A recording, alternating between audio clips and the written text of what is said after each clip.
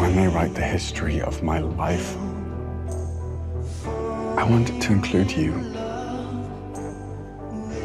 and my love for you. History, huh? Bet we could make some. Muy bien, querido público, ya estamos aquí en la segunda parte de este podcast. Estamos hablando de Interview with the Vampire, esta película de 1994 dirigida por Neil Jordan, basada en el libro de Anne Rice del mismo nombre. Y bueno, pues en la primera parte justamente les hablamos de varios datos de la preproducción de la película. Y justamente en esta segunda parte ya vamos a hablar de la película en sí, que creo que justamente tiene como muchos detalles interesantes porque el libro de Entrevista con el Vampiro, la verdad es que es un libro muy amplio donde pasan muchísimas cosas. Es un libro de justamente donde Louis, nuestro protagonista, o al menos quienes nos está relatando, quien está siendo entrevistado contando su historia, nos está diciendo pues toda su vida desde que literalmente lo convirtió Lestat en vampiro en 1791, al menos en la película. Ahorita en el libro no les tengo el dato, pero bueno, en la película lo convierte Lestat a vampiro en 1791. Y pues literalmente vamos a ver casi 150 años, no más, casi 200 años de vida, de lo que le sucedió, lo que pasó con su relación con Lestat, cómo llegó Claudia a su vida, luego cómo perdió a Claudia, spoilers, y pues luego cómo ya se encuentra en la época actual de 1994 y cuál es su filosofía de vida casi casi. Entonces es un libro muy amplio, lo cual no era una tarea fácil para la película de adaptar, ya que tenía que sintetizar mucho de los eventos y sobre todo sumarizar a sus, ¿existe esa palabra? Bueno, resumir a sus, resumir a sus, las personalidades de sus actores un poco, bueno, más bien de sus personajes un poco para la historia. Y la verdad es que, como digo, yo es una película que probablemente no vi cuando se estrenó, porque en 1994 yo tenía 5 años. Entonces, yo espero no haberla visto en esa época, pero sinceramente la vi a los 10 años. O sea, es una peli que creo que estuvo conmigo desde que tengo memoria. Es una peli que a mí personalmente efectivamente se me hacía muy atrayente en muchos aspectos. Creo que en general los vampiros, cuando te atraen, cuando te seducen y cuando dices, wow, quiero saber más de estas personas, es que la historia está haciendo bien su trabajo. Digo, ya hablaremos, sí, bueno, no sé si hablaremos de ello, pero sí hay diferentes tipos de vampiros, hay más los monstruosos y está bien, pero personalmente yo creo que incluso cuando un vampiro es retratado como un monstruo, también tendría que ser atrayente. Y cuando no lo cumples las películas, a mí personalmente me decepciona un poco, sinceramente. Pero, como digo, es una peli que personalmente a mí me encantó, o sea, desde el primer momento que la vi, y yo creo que la he visto muchísimas veces. Me tardé en leer los libros, yo creo que leí los libros ya cuando tenía como 18 20 años tal vez, y leí todas las crónicas vampíricas de un golpe porque yo no puedo hacer nada a medias. Evidentemente me leí los 13 14 libros en un año, entonces, o menos. Entonces, realmente es un universo que a mí me gusta mucho. Pero bueno, Dafne, ¿cuál fue tu experiencia al ver esta película? Y pues no sé si le podrías compartir un poco al público de lo que puede esperar al ver Entrevista con el Vampiro. Sí, yo recuerdo, pues esto un poco que comentas, cuando yo vi Entrevista con el Vampiro, pues justo empezaba como que después se volvió como lo más común, el volver a los vampiros atractivos, ¿no? Pero yo recuerdo que fue las primeras en donde, y justo creo que eso es lo que a mí me atrajo mucho de los libros de Anne Rice, que justamente, bueno, y de la película, de Entrevista con el Vampiro, donde había o tenían esta intención de volver a los vampiros em, a- atractivos sin quitarles lo monstruoso, ¿sabes? Como son atractivos porque son monstruos y son atractivos porque es parte de cómo llaman la atención y cómo atraen víctimas para pues hacer sus monstruosidades. pero a lo que voy es como es como usan su belleza para dañar, ¿no? Ese es un poco para alimentarse, digamos, para alimentar su ser. eh, pues sí, que de alguna forma ya es, pues sí, es un monstruo, es alguien que se alimenta de humanos y tiene este lado que un poco como comentaban ahorita, es algo que a mí siempre me ha gustado mucho de los libros y creo que ya lo hemos comentado aquí, pero muchos de los libros de Anne Rice, a mí lo que me gusta es justo cómo se cuestiona eh, lo, la, lo moral, lo que está bien, lo que está mal y sobre todo la atracción física, la sexualidad, ¿sabes? Como esta química física, ¿sabes? Y creo que eso es algo que rescato de los libros y de la literatura, bueno, sí, de las crónicas vampíricas de Anne Rice, y que creo que yo en esta película es algo que a mí me sorprendió, que sí está de nuevo el lado de vampiros y te comen, pero también está este lado sensual, ¿sabes? Y además, como decías, visualmente pues sí, es una película que, pues sí, visualmente es muy bonita. Lucen mucho las locaciones, ¿no? O sea, Nueva Orleans, Londres, incluso San Francisco, París, todos los lugares, las locaciones, incluso los sets que llegan a construir. Creo que el diseño de producción, de nuevo, las locaciones que usan, incluso el cast que buscaron, creo que que estuvo muy bien elegido para visualmente, como la estética de la película, como visualmente es muy justo, muy atractiva, ¿no? Y creo que eso pues es parte del mundo de Anne Rice y es parte de lo que le gustaba contar de los vampiros. O sea, y dentro de este mundo tan atractivo, que se cuestionaran la existencia y que se cuestionaran como toda esta parte, ¿no? Decían de Claudia, que también justo estéticamente, pues a Claudia la ponen básicamente como una muñeca, ¿no? O sea, la ves con sus caireles, la ves como toda, pues sí, como literal, una muñequita de porcelana, es muy bonita, los vestuarios, los vestiditos que le ponen, y es una monstruo, ¿sabes? Es una monstruito, pero esos son. Y creo que eso me gusta mucho de Anne Rice, que no, o bueno, de la historia, pues, de entrevista con el vampiro, incluso la película, o sea, que no tratan de ocultar, pues que tienen una naturaleza agresiva, ¿sabes? Que tienen una naturaleza no correcta, una naturaleza no moral, ¿no? O justo que cuestiona lo moral, que por eso tenemos al personaje de Louis, ¿no? Que es como este compás moral y ético dentro de la historia. Y Claudia, que pues simplemente sigue su instinto y quiere hacer lo que su instinto le indica y quiere alimentarse y tiene deseos y tiene, ¿sabes? Como todo esto que trae dentro. Entonces creo que eso es como como lo que yo me quedé de ver la entrevista con el vampiro las primeras veces, como eso me interesó mucho, te digo, estos debates morales, mucho en Claudia, de sí, estoy en este cuerpo de una niña bueno, en el libro es una niña de 5 años, como decían en Kristen Dunst, me parece tenía 10. Tenía 12. Obviamente en la película, pues también, o 12, ajá. Y también en la película, pues entiendo que suavizan muchas de las escenas, incluso quitan mucho de lo que pasa en el libro, porque pues sí, ya poner a una niña a interpretar algunas cosas, pues era un poco intenso, ¿no? Y a lo mejor pues Kristen no te iba a poder dar todo eso, porque al final era una niña, ¿no? No era una mujer de 30 y tantos años, o sea, era una niña. Y al final creo que también por eso se tuvo que hacer esa adaptación y quitar y ver qué escenas sí le iban a poner a interpretar pues a esta niña.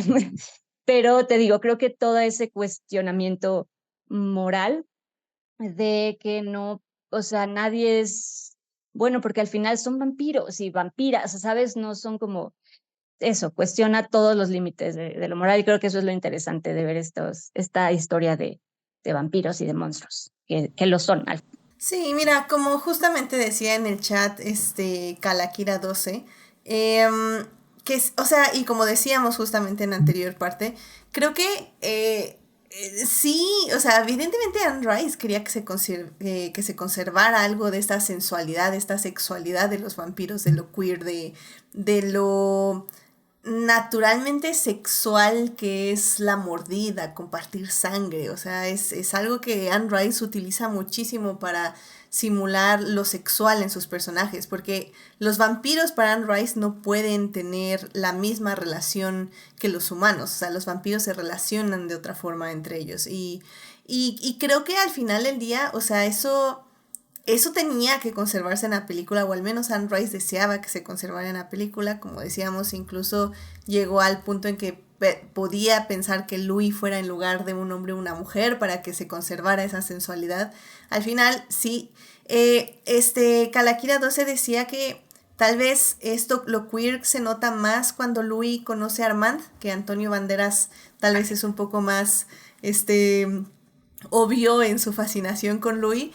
Lo cual puedo estar parcialmente de acuerdo. Sí, estoy de acuerdo de que cuando Antonio Banderas ve a Brad Pitt, sí hay una chispa ahí de que Armand sí está persiguiendo un poco que Louis literalmente se quede con él por toda la eternidad. Y creo que eso estuvo muy bien de la parte, no sé si de la dirección o de Antonio Banderas per se, pero creo que funcionó muy bien en ese aspecto. Pero aún así, o sea, creo que entre Louis y Lestat sí veo esta sustancia queer. Evidentemente, si esta película se hiciera en esta época, pues sería como la serie. La serie ya es, o sea, más queer no se puede, o sea, en este mundo. O sea, en serio, si no han visto la serie, gente, vayan a ver nuestros análisis porque Daphne y yo nos estábamos muriendo. O sea, muriendo. De hecho, digo rápido como último comentario, yo volví a ver la película ahora para hablar de ahí, me faltó lo queer, dije, no, bésense, ámense. ¿Dónde está mi escena de besos prohibidos volando en una habitación? Sí, ya sé.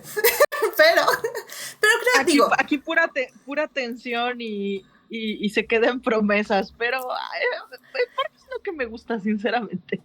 Es que era 1994, o sea, creo que era lo que podíamos pedir y funciona, o sea, digo, para alguien queer en 1994, yo creo que esto era mucho, como decías, Toño, o sea, hace ratito, o sea, incluso era escandaloso, porque había algo, había una tensión, y creo que al final del día eso funcionó para esta película, pues que ya cumple 30 años de haberse estrenado, ¿no? Y por otra parte, digo, o sea, después de eso, autoras queer, de neta queer, luego ya escribieron, ya no lo dejaron en su texto, ya se fueron al texto, digo, la que les acabo de recomendar. O sea, ella es queer y su obra de vampiros lo refleja. Exacto. Y bueno, por ejemplo, Jorge Arturo dice que a veces menos es más.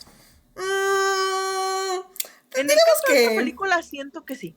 Sí, ajá. Es que depende. O sea, hay momentos en que sí, menos es más, estoy de acuerdo. Pero, por ejemplo, o sea, no voy a negar que la serie de Entrevista con el Vampiro, más es más. O sea, ahí tenía que tener... Es que también, bueno, hay que entender algo, que los personajes de Anne Rice tienden a ser obsesivos, pero obsesivos en la forma no sana. O sea, son personajes muy tóxicos.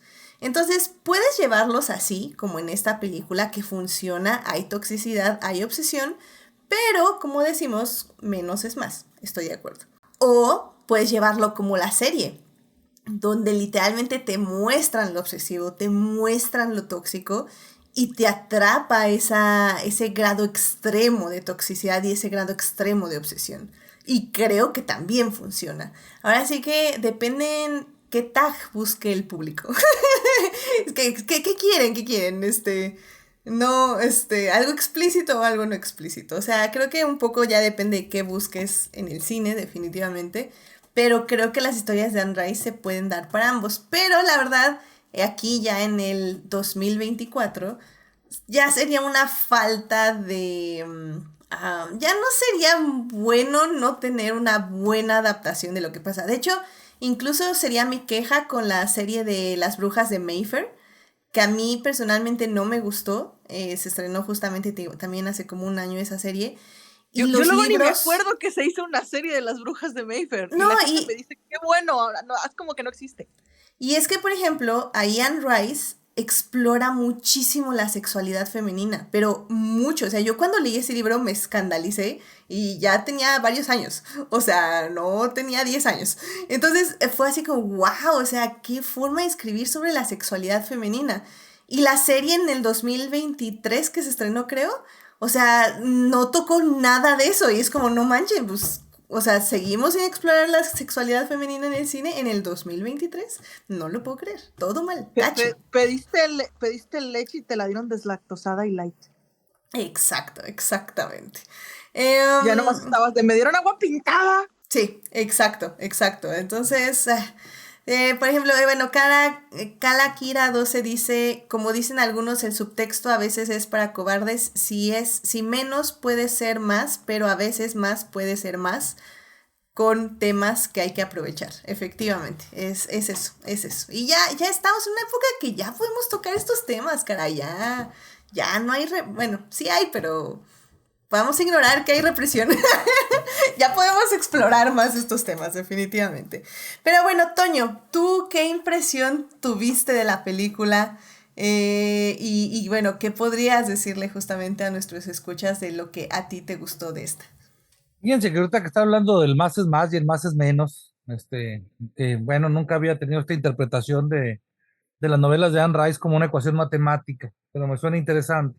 Yo creo que en su momento, cuando surge la película, esa sutileza realmente no buscaba ser una sutileza per se, o sea, buscaba ser sutil, pero porque de antemano venía la homofobia implícita, o sea, se pensaba que la sociedad no estaba preparada para una película con un romance entre dos varones. Entonces, para evitar, yo creo, la censura, la crítica, la cancelación de aquella época, pues optaron por casi guiño, guiño, la sutileza, pero obviamente el texto era tan claro que pues de sutil no tenía nada. Y como les decía ahorita, yo utilizo la palabra revolucionaria porque eso fue lo que me parece que representó Entrevista con el Vampiro para la época en la que sale. O sea, creo que fue el parteaguas, y no estoy diciendo que inventó el cine queer, o sea, obviamente no, había muchas películas, pero estaban por ahí en el fondo, eran de esas películas de autor, estas películas de arte que veías en la O de cineteca. Hunger, que no se la tomaban muy en serio. Sí, exacto. Y esta película fue un blockbuster, fue una película que estuvo en las conversaciones de las familias, que estuvo en las conversaciones de la crítica, estuvo en la conversación de la televisión, de todo mundo. En ese sentido, me parece que fue muy valiente y muy atrevida, tanto Anne Rice como el director, que venía de hacer otra película polémica que había sido Juego de Lágrimas, me parece. Entonces, no le tuvieron mucho miedo y fueron de muy avanzada para los noventas. Si bien el tema ya empezaba a colarse, pues derivado de todo lo que los movimientos sociales que conocemos, pero todavía faltaba un empujón. Y creo que esta película ayudó, ¿cómo podríamos decir? ¿Cómo es el dicho? Caminó para que la serie de televisión, esta que ustedes están hablando, pudiera volar. Es así como yo veo realmente Entrevista con el Vampiro. Y además no eran personajes, los vampiros no eran personajes desconocidos, eran tus actores de moda de la época interpretando a personajes queer. Entonces, tanto los actores como todo el mundo creo que jugaron un rol muy valiente en esta cinta y hay que reconocérselo como algo que sí ayudó a que la sociedad se preparara para hablar de estos temas en público. Sí, definitivamente. Es que al final del día es eso, o sea, son baby steps y creo que cuando alguien se atreve a hacer justamente lo que mucha gente no se ha atrevido, pues efectivamente es una bolita de nieve que como dices va creciendo y va creciendo hasta que efectivamente ya nos da otro tipo de productos, ¿no? Y la verdad es que al final del día, o sea, por ejemplo, de Hunger, ahorita que la mencionaba Tania, es para mí una de mis películas favoritas ever. De hecho, la tengo que volver a ver porque, o sea, si bien... ¿Para cuándo la dictia, Edith? Ya sé, ¿cuándo cumple aniversario? O sea, ya debíamos haber pasado ese aniversario y yo ni... Del 83, sí fue el año pasado. ¡Maldita sea! En fin, bueno. Feliz no cumpleaños, ahí lo hacemos luego. Damn it, sí. Ese es el problema con el terror, siempre termina subvalorado. Ya sé, caray. Y bueno, y a mí que no me encanta el género, pero por ejemplo, The Hunger, o sea, que está hecha que 10 años, 11 años antes que Entrevista con el Vampiro, The Hunger es 1000 veces más sexy que Entrevista con el Vampiro. Es definitivamente, y también muchísimo más filosófica, lo cual también la hace que sea una película menos mainstream, menos blockbuster. O sea, definitivamente The Hunger sí es una de las películas de culto de vampiros, porque sí es una película más pesada en su concepto, por decirlo de alguna forma. Pero definitivamente creo que The Hunger, si podemos hacer como bolitas de nieve, vamos a decir que The Hunger gateó para que Entrevista con el Vampiro pudiera caminar, Ándale. para que pudiéramos ver otro tipo de películas vampíricas ahorita en el 2024. Pero te puedo salvar, Edith, ahí de tu pequeño desliz de haber ignorado The Hunger el año pasado, y se puede hacer un ciclo de películas de terror con temática queer, que hay un montón. O sea, Jennifer's Body, está la de esta Voraz, o sea, hay un montón. Jennifer's Body también puedo hablar de ella. Me gusta mucho. Jennifer's Body cumple años este año, cumple aniversario múltiplo de 5 este año, y sí, definitivamente es una de las películas que ya están programadas para que hablemos de ella, porque también para mí fue un parteaguas. Fue así como un ¿what? Un awakening. Entonces, sí, Jennifer's Body, vamos a hablar de esa película este año, sí o sí. De hecho, creo que la tengo programada para el especial de Halloween, así que, como dicen las abuelitas, si Dios nos da vida, definitivamente estaremos hablando de ella en esa época.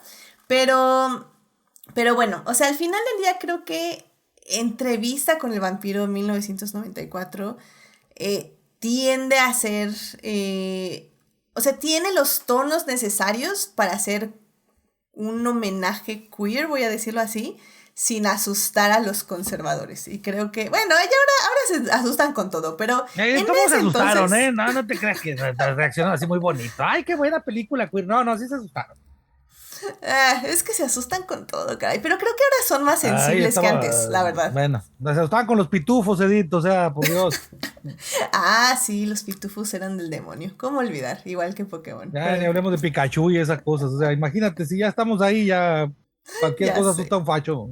Ya sé, qué Además, horror. decir ellas les asusta, o sea, imagínate, ya.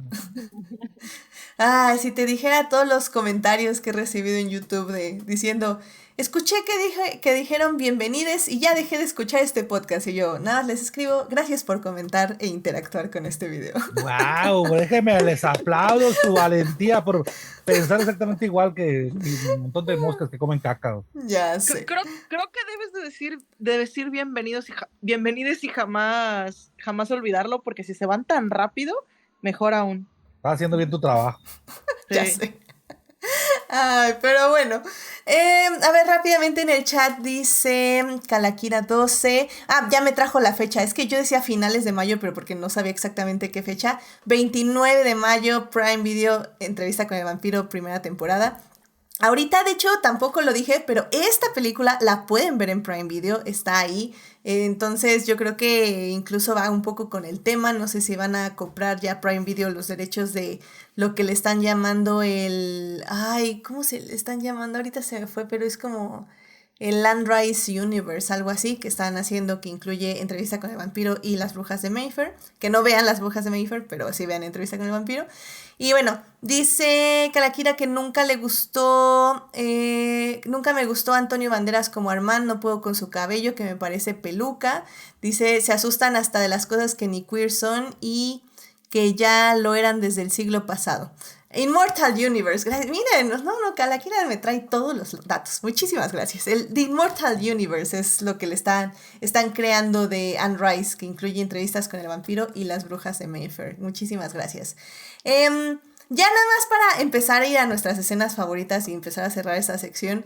Yo sí voy a defender a Antonio Banderas como Armand. Es lo contrario al libro. O sea, la descripción de Armand en el libro es como literalmente otra cosa diferente. Pero no importa, yo amo a Antonio Banderas, sobre todo eso porque nos trajo lo queer más obvio aquí a esta película. Y soy fan. Y hasta eso, cuando lo escuché en esta película no me acordé del gato con botas, lo cual me ha pasado en otras películas que he visto de él y lo primero que pienso es el gato con botas, así que definitivamente yo sí lo amé. Pero bueno, a ver, Tania, ¿cuál es tu escena favorita de esta película? ¿Cuál dirías tú que es tu escena favorita? Ay, no, no puedo, no puedo, no, no. Toda la película es perfecta, no, no, no me hagas elegir. Pero bueno, miren, voy a mencionar algo porque siento que se debe de mencionar. Pero cuando Claudia va pasando y ve a una mujer bañándose y cantando, algo que me llama mucho la atención es que la mujer en cuestión está prácticamente desnuda. La ves desnuda. Y algo que se nota es que su estómago se ve suave, o sea, no tiene un estómago plano y sus pechos no son perfectamente redondos con aureolitas pequeñitas. Y eso es tan raro de ver en una película, pero tan raro. Y pues aún más raro porque pues a la hora de esta película cuando la pasan en la tele censuran eso. No la ves a la mujer. Pero, pero es ese momento de si lo hubieran hecho en los 2000 no hubieras visto esta escena tan natural. O se la hubieran brincado. Y es algo que a mí me llama tanto la atención. Sí, estoy de acuerdo. Sí, es cierto. No lo había pensado, pero sí, tienes Y toda es la algo razón. tan mundano, o sea, no es ningún efecto especial, no es ningún momento de esperarte a que atardezca para tener exactamente la luz perfecta, que también lo hacen, o sea, el puro inicio de la película es ver el atardecer en San Francisco y luego ir pasando en la noche.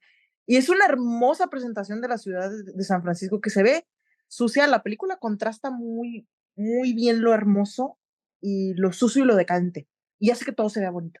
Es, es un ojo fantástico, digamos, para la estética y para la estética imperfecta. No está todo limpio y aseado y ordenado, con excepción de lo horrible, sino lo hermoso y lo feo están lado a lado y a la hora de la hora no llega un momento en que te cuesta distinguir uno del otro. O sea, tienes hermosos vestidos en escenarios que no se han limpiado en años y que la pared está cayéndose.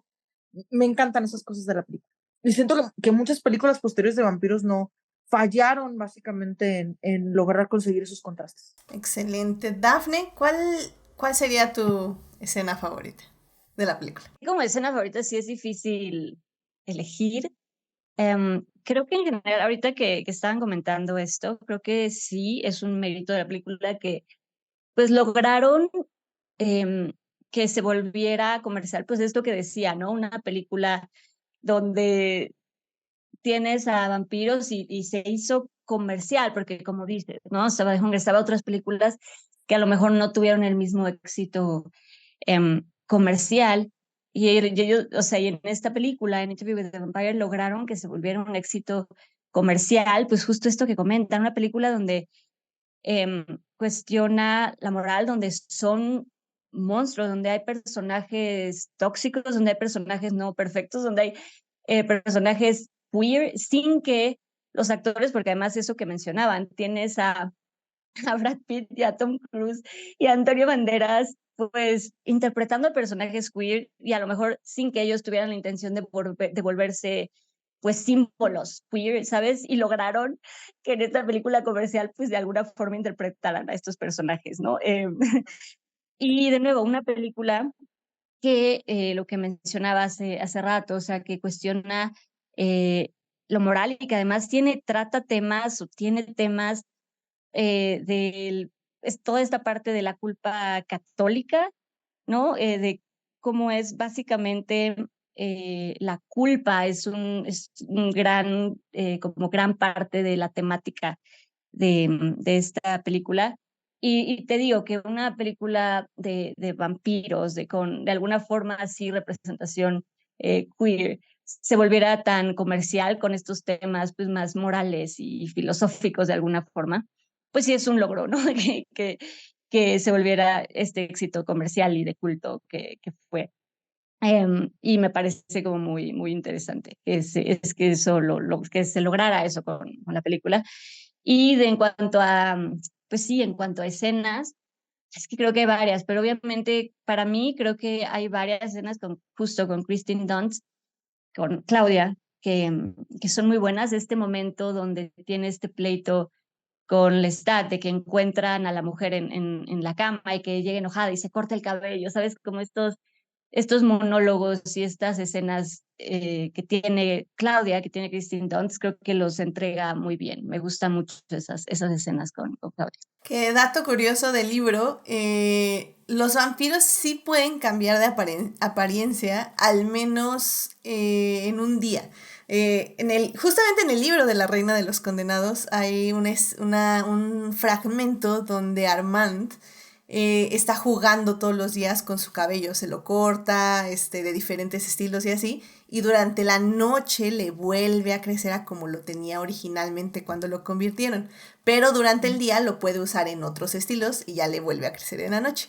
Aquí, como para efecto dramático, hicieron que a Claudia le creciera el cabello en 3 segundos y pues ya, y se volviera a ver pues como se veía, ¿no?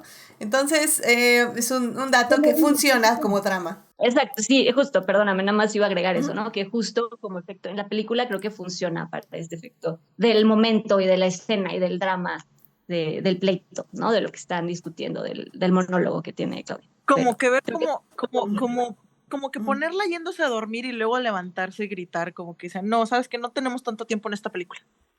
Sí, no. No, y lo entiendo, o sea, completamente. Ahora sí que nada, será un fun fact para que supieran y le dijeran cuando estén viendo la película y si la están viendo con alguien, puedan decirle este dato curioso a la persona que esté con ustedes, lo cual no apruebo, porque no apruebo que se compartan datos curiosos mientras ven una película, pero si ustedes quieren hacerlo, adelante. Pues Toño, ¿cuál sería una de tus escenas favoritas de la película? Oye, antes nada más de pasar a mi escena favorita, sí quiero recalcar el hecho de que algo que me gusta mucho de esta película es la valentía de los actores, porque hoy ya podemos darnos el lujo de decir, tengo un personaje queer, quiero que sea interpretado por un actor queer. Pero estamos hablando de los 90s, donde premiaban a los actores heterosexuales, presuntamente heterosexuales, para interpretar a personajes gays, o sea, como si eso fuera un mérito suficiente, como si fuera por sí mismo una prueba de su gran histrionismo, porque ¿quién en su sano juicio, siendo heterosexual, podría interpretar a una persona queer? Así era la lógica. Pero nunca se premió a un actor homosexual, un actor queer, por interpretar a un personaje heterosexual, porque pues es la norma, ¿verdad? Entonces me parece bien valiente que en ese momento, en ese momento específico de la historia, a un actor que todo el tiempo se le tildó de pertenecer a la comunidad LGBT, como era Tom Cruise, y en una casa de brujas que rayaba en la homofobia, porque era genuinamente homofóbico, y todo hasta la fecha lo es. Yo recuerdo que hasta había un diario que tenía un dinero ahí, que si la primera persona que lograra demostrar que Tom Cruise era gay, le iba a dar no sé cuántos miles de dólares. Entonces, que este actor, pese a todos esos cuestionamientos, todos esos señalamientos, que independientemente si lo es o no, a mí me vale mucho, no me importa, se atreviera a interpretar un personaje pues que de alguna manera pudiera resultar amenazante para su futuro actoral, me parece eso algo muy rescatable, ¿no? Y bueno, pasando a mi parte favorita, así como precisamente me gusta mucho cuando ya todo el mundo da por muerto al Stat y que al final se le aparece a Christian Slater y que ya cuando ya tuvo su entrevista con Louis y que le aparece de la nada como diciendo, mírame, todavía no estoy muerto, soy más badass de lo que ustedes se imaginan, ¿no? Esa escena a mí me gusta mucho y es la escena con la que acaba la película. Es muy buena esa escena. O sea, a mí, o sea, yo creo que si no me había gustado la película, con la última escena dije, sí, yes, por favor, quiero más. Realmente me gusta mucho que se entiende que, o sea, lo que le hicieron al Stat sí fue muy, muy grave en el aspecto de que tardó literalmente creo que un siglo en recuperarse. Y la única forma o lo único por lo que el Stat se recuperó fue nada más casi porque sabía que Louis seguía vivo, que ya al menos que no estaba con Claudia y que lo vio sin Claudia y dijo ok. Y dijo voy a seguir persiguiendo a Louis y me voy a mejorar y literalmente escuchó toda la entrevista y nada más persiguió a este pobre cuate para tenerlo ahí para, ¿cómo se llama? Daniel. Para, para brincar en su carro y cerrar la película. Es como, o sea, si Brad Pitt tenía alguna duda de que Tom Cruise le iba a robar el protagonismo a su personaje, ahí se cimentó, la verdad. O sea, creo que me parece un gran final. La verdad también es una de mis escenas favoritas ese final. Pero, ay, a mí también se me dificulta mucho elegir una escena. La verdad es que a mí me gusta mucho la escena donde matan a Lestat. No porque lo odie ni nada, a mí me cae muy bien Lestat. Incluso, o sea, como digo, para mí es el mejor papel de Tom Cruise ever. O sea, yo pienso en Tom Cruise, pienso en Entrevista con el vampiro. En Brad Pitt sí pienso en otros papeles, pero también me gusta mucho lo que hace aquí. Pero a mí me gusta mucho cuando lo mata Claudia, porque se me hace como súper padre como ella literalmente bueno, él la subestima a ella. Ella aprende todo lo macabro del Lestat y con eso le gana. Y pues básicamente lo engaña y lo mata y al mismo tiempo sabe que con ello puede controlar a Louis. O sea, creo que ese momento, incluso en la serie, que en la serie es el final de la primera temporada, ay, me parece tan manipulador, tóxico, triste, descorazonador. Ay, no sé, me gusta mucho. Bueno, en la serie me parece más descorazonador. Pero aquí al menos lo que me gusta es como que vemos como mucho el cunning, esta mente de Claudia y cómo ella se enfoca en lo que hace. Y bueno, lo que viene antes también me gusta mucho, que es el crecimiento de Claudia de niña a mujer. Y al final, y bueno, y lo que sigue también, ¿no? Que es la caída de Claudia. Entonces, no sé, o sea, creo que en general el personaje de Claudia es muy trágico. O sea, es más trágico que Louis. O sea, Louis es trágico en su cabeza y en su alma, pero la historia de Claudia es trágica en sí. Entonces, no sé, me gustan mucho estos personajes de Anne Rice y la verdad es que, querido público, yo sí les diría que vayan a leer los libros, la verdad, porque, o sea, la película me gusta muchísimo, pero los libros tienen ese angst existencialista, esa onda de que te estás preguntando qué haces aquí en esta vida. Entonces, no sé, me gusta mucho Anne Rice. Aparte tiene trauma religioso. La película siento yo que no tiene tanto trauma religioso. El director dice que eso le gustó de los libros, pero no siento que lo haya expresado en sí en la película. La serie tiene un poquito más de trauma religioso, pero tampoco tanto. Pero los libros, los libros, trauma religioso. ¡Mua! 100%. Bien. Exacto, Dam, No, exacto.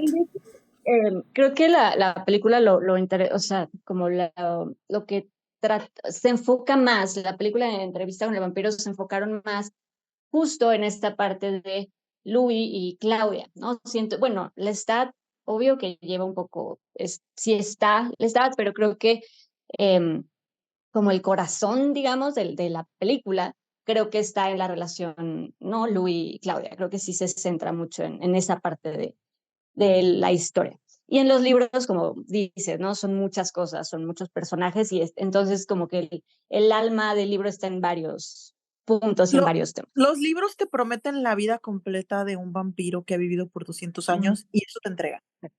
Exacto. Y la película es, tenemos menos de 2 horas para tratar de contarnos, digamos, como que lo más resaltable de la vida de este hombre, así que tenemos que tomar varias elecciones. Y también está el asunto de que, o sea, comprenden que el estado antes del libro donde corresponde tiene que ser una figura más misteriosa, muy impactante, pero no puedes abusar de su presencia porque si no pierde, digamos, ese halo de misterio, de poder y de hasta cierto punto tragedia.